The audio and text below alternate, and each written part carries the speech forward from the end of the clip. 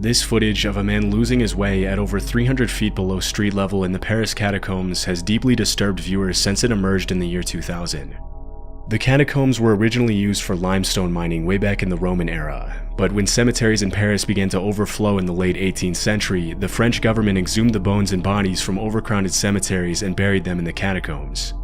Over time, the catacombs became a curiosity for locals and visitors looking to catch a glimpse of the more than 200 miles of tunnels that stored the remains of over 6 million people, and they were open to the public in 1809. Today, the catacombs are one of the most important tourist attractions in Paris, even though only about 1% of the network of tunnels is mapped and open to the public. Most of the tunnels are not structurally sound or safe enough for tourist activities, and it's actually illegal to access the unmapped parts of the catacombs. But this hasn't stopped hundreds of locals from exploring the seemingly endless network of underground tunnels. For several decades, French authorities have done every entrances to the tunnels, but people keep finding manholes and secret access points throughout the city that lead to the off-limits areas of the catacombs.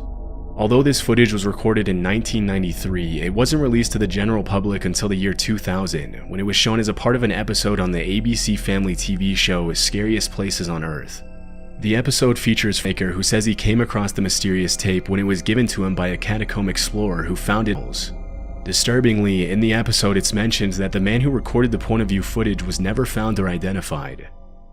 This video camera was found deep in the catacombs. It was picked up by a catacomb explorer, some of the people who wandered down there. It was given to me, I looked at the tape. It's very bizarre. This person occasionally stops and he photographs bones, often in the shape of an arrow. These arrows point in a direction.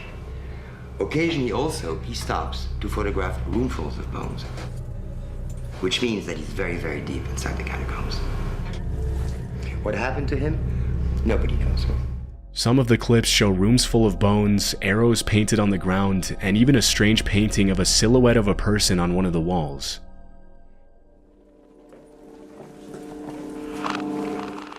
So basically, he's filming what he's seeing. Endless. Very deep inside the catacombs. View shots, other than our pictures of bones. Human bones. These were the poor Parisians who died over the last 1,000 years.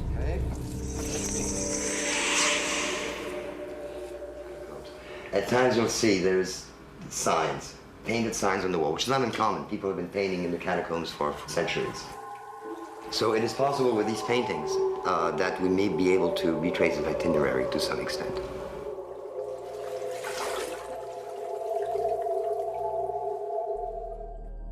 At one point in the footage, the man's breathing becomes faster and he begins to run, as if he was trying to get away from someone or something. Occasionally, the man stops, presumably to get his bearings and find a way back to the surface. We hear his breathing get louder and louder, as though something was scaring him. He's frightened, he's frightened. Occasionally he stops, perhaps to try to decide which way to run among all the many different corridors. He's running faster and faster and faster, deeper and deeper into the catacombs. And all of a sudden,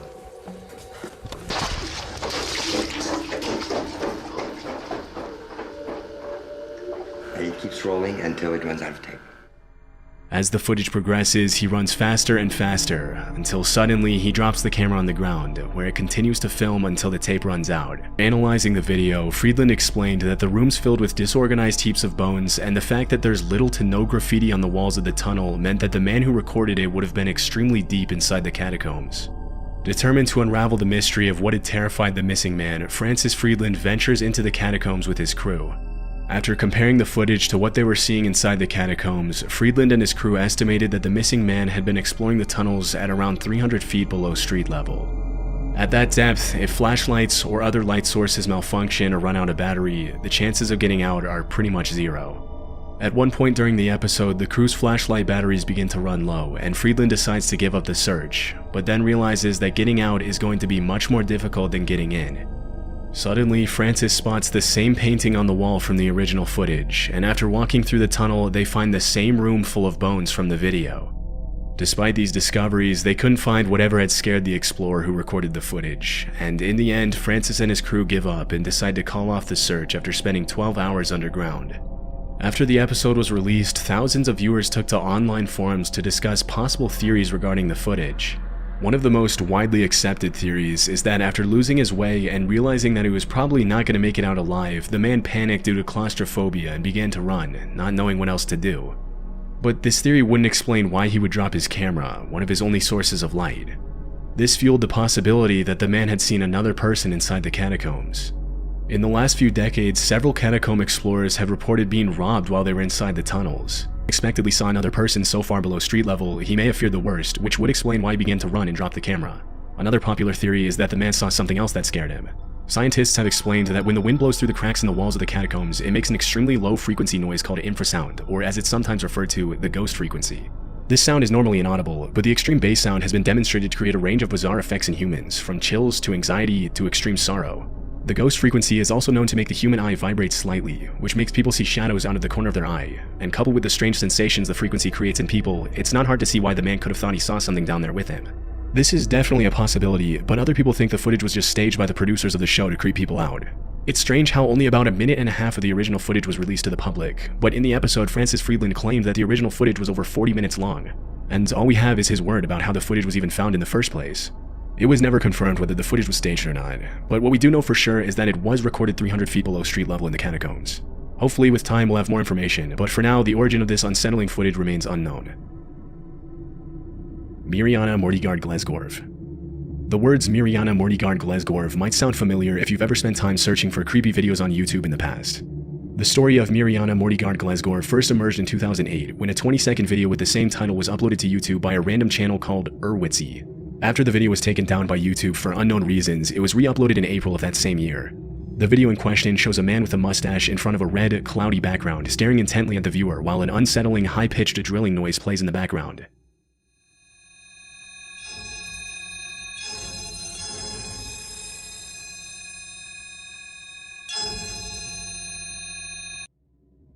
Right before the end, the shot zooms into the man's face and he can be seen grinning with his eyebrows raised for 2 seconds. In the weeks following the original upload, multiple duplicate videos surfaced on YouTube, including an extended 2-minute version accompanied by a creepypasta in the description, which was uploaded by a small channel dedicated to posting random, disturbing videos. According to the description in the extended video, the original version that was taken down also lasted 2 minutes, and it was removed by YouTube after 153 people who viewed it ended their lives by taking out their eyes and mailing them to YouTube's main office in San Bruno, California. The myth says they also put cryptic messages on their forearms, which were never deciphered. As the story goes, the video was only viewed by one YouTube staff member who started screaming 45 seconds into the video. The story also says that none of the other staff members who were in the room dared to look at the screen, but they reported hearing a high-pitched drilling sound before they turned off the monitor.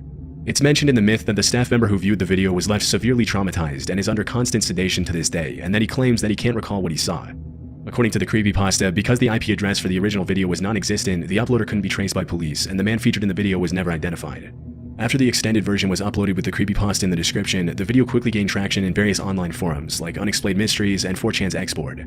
This triggered the creation of dozens of viral chain emails and articles related to Mirjana Mortigard Glesgorv in several different languages. Thousands of users discussed the video on different Q&A sites such as Wiki Answers and Yahoo Q&A, which raised Mirjana Mortigard Glesgorv to classic creepypasta status, and the story was archived on the website creepypasta.com. In August of 2008, the story spilled over to the Russian web, where it was covered in different blogs and articles. The Russian version of the creepypasta was updated with new details, including a popular conspiracy theory which claimed that the video was created by the US Secret Service.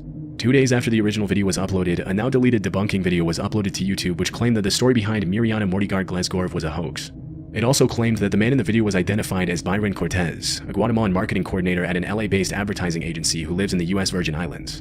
An image of him was used in a 2004 online survey about marketing professionals, and an Ebum's World user edited it to make the disturbing video. Considering the evidence that surfaced, the disturbing story behind the video is clearly a myth. If 153 people had really sent their own eyeballs to the YouTube's office via mail, the authorities would obviously have gotten involved, which never happened. Since the man in the image that was used for the video was found to be a normal guy with a job and a family, the picture was probably randomly selected by someone who just wanted to make a random, unsettling video, which later turned into a creepypasta by someone else. Blankroomsoup.avi. Blankroomsoup.avi is a strange video that has been on YouTube since 2005 and has received attention from some of the largest horror channels on YouTube on account of it allegedly being a leaked deep web video. This is what it looked like.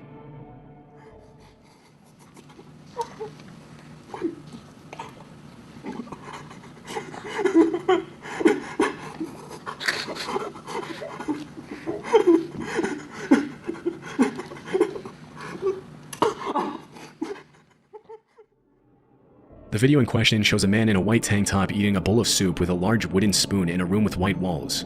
A few seconds in, the man is approached by two people in doll-like costumes with black, lifeless eyes who appear to be comforting the man as he eats the soup. But the man doesn't seem comforted at all, and instead appears to cry inconsolably as he continues eating the soup. Immediately after the video was uploaded, disturbing theories started surfacing about this possibly being a real torture video.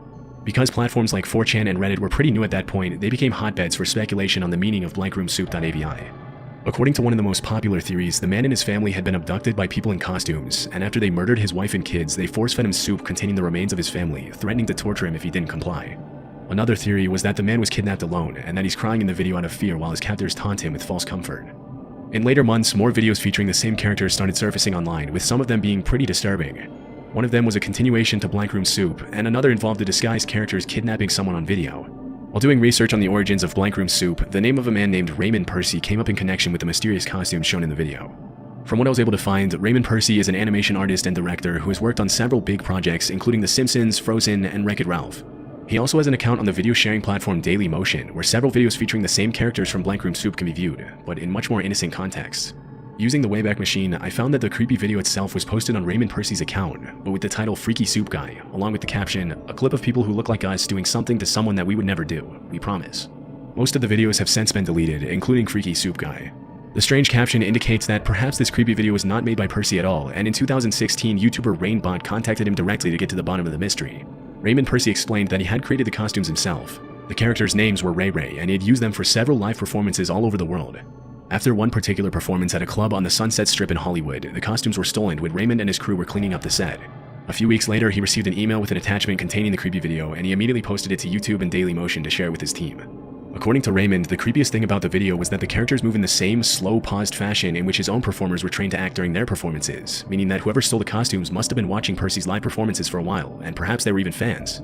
This new information disturbed a lot of viewers, giving way to a new wave of theories and speculation regarding the unsettling video. It was later found that the man who was being kidnapped in one of the later videos that surfaced on YouTube was actually Gil Sharon, the drummer of a horror-themed experimental rock band named Stolen Babies. Raymond Percy's sister, Dominique Lenore, is the band's lead singer, and Raymond had animated some of their videos in the past and included the Ray Ray characters in the videos. In one of the band's photo shoots, the drummer can be seen wearing the exact same costume as in the kidnapping video. The fact that Raymond Percy had participated in the creation of one of the creepy videos that surfaced led many people to believe that the man in the original Blankroom Soup video was actually Percy himself, and that his eyes had been covered so that he wouldn't be recognized. Even if the man in the video is not Raymond Percy, the fact that 3 sequels to the Blankroom Soup video surfaced on YouTube discredits the idea that the original video was a leaked deep web video. It's rare enough to see a leaked deep web video on YouTube, let alone 4 consecutive videos without any of them getting taken down. With all the evidence that emerged, many users claimed that everything Percy had said about the costumes being stolen was a lie. Because if they had actually been stolen and used for the disturbing videos, the last thing Raymond Percy or anyone would have done is to post the videos on YouTube and not report them to the police. Some people even speculated that the whole thing might have been a promotional campaign for the band Stolen Babies, but this hasn't been confirmed. Regardless of whether Raymond Percy was telling the truth, the one thing we know for sure is that blankroomsoup.avi was never a deep web video.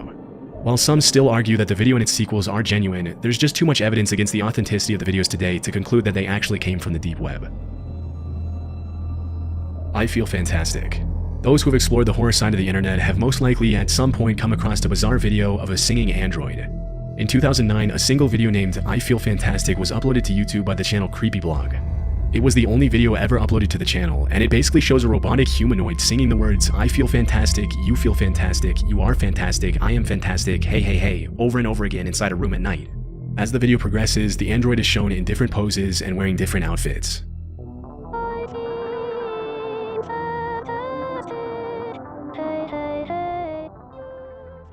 At one point in the video, the robot starts singing more mysterious lyrics like please leave, please me, and run run run.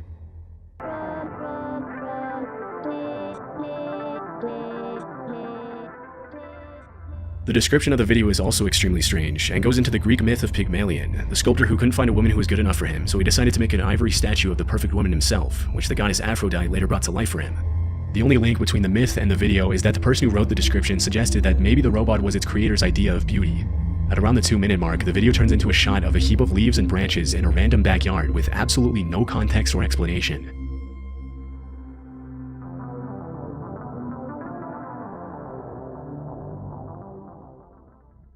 After watching the video, many viewers reported feeling anything but fantastic, and conspiracy theories immediately began to emerge in online forums.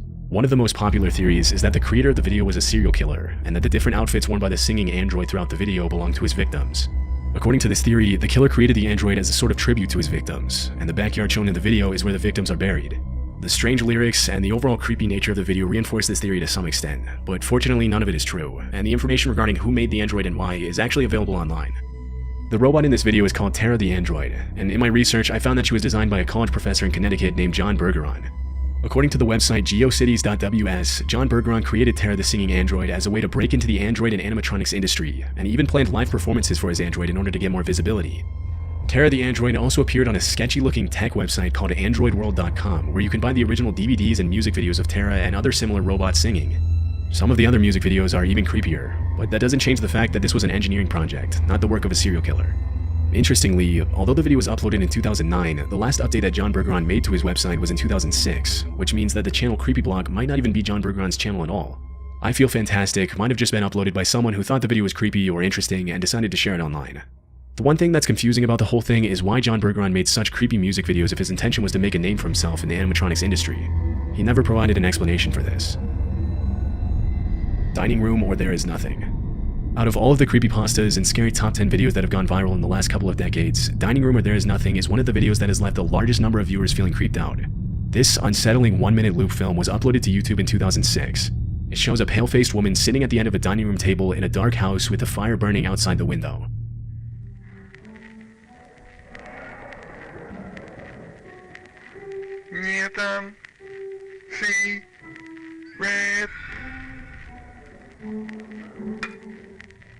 After the woman opens her eyes, she says the words, "There is nothing," backwards. She then shoves her face in a bowl of food as the camera pans out to show the rest of the room. The video then plays in reverse, and after the woman raises her head from the bowl, she repeats the words, "There is nothing," this time in normal order. The video ends with the chilling image of the woman closing her eyes.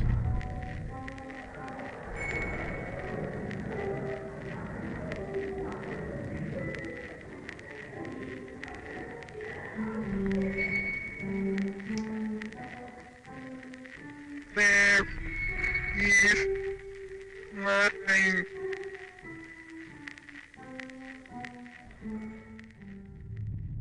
A year after the original video was uploaded, the creator uploaded the same video in high definition. Since the original upload, Dining Room or There Is Nothing has received almost 10 million views, and the haunting video has become a classic in the online horror community.